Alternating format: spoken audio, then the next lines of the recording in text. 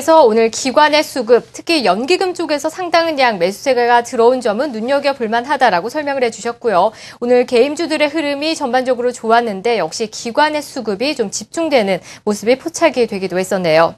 네, 그럼 여기서 잠깐 환율 동향 짚고 넘어가도록 하겠습니다. 오늘은 대신경제연구소로 가보도록 할게요. 최연기 연구원 전화 연결돼 있습니다. 안녕하세요.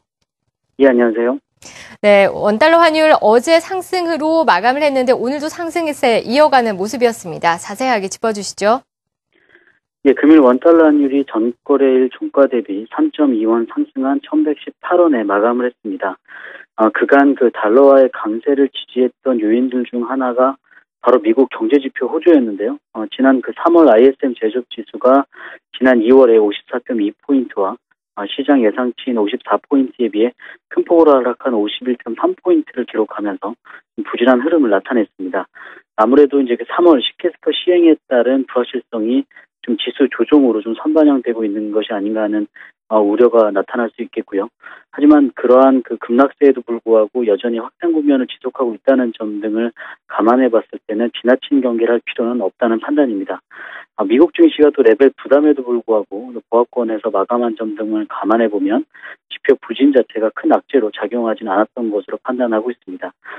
이러한 배경 속에 원달러 환율이 좀 장초반 하락 출발했습니다만 장 후반에 가까울수록 7원 가까운 급등세를 좀 시현했었는데요. STX 조선해양 관련 악재 등이 터지면서 코스피 지수가 급락한 여파가 좀 있었던 것으로 보여집니다. 북한 관련 진영학적 리스크 등이 여전히 그 시장 참가자들의 달러 매수 재료에 좀 더 예민하게 좀 반응하게끔 하는 그런 좀 모습이 좀 나타나고 있고요.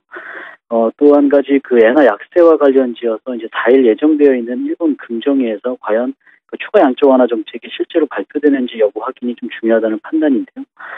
최근 대내외 그 일본의 그 공격적인 양적 완화 정책에 대한 경계라든가 또 실효성 논란 등을 감안했을 때 당장 시장이 기대하고 있는 이상의 좀 정책이 발표되지는 않을 것으로 보입니다.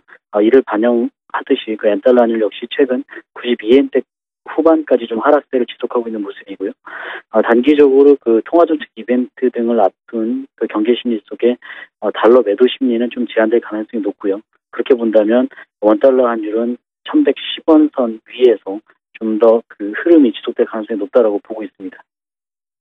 네, 외부 변수들은 좀 더 체크할 필요가 있지만 이 상승 추세는 당분간 지속될 것으로 보인다라고 설명을 해주셨습니다. 잘 들었습니다. 예,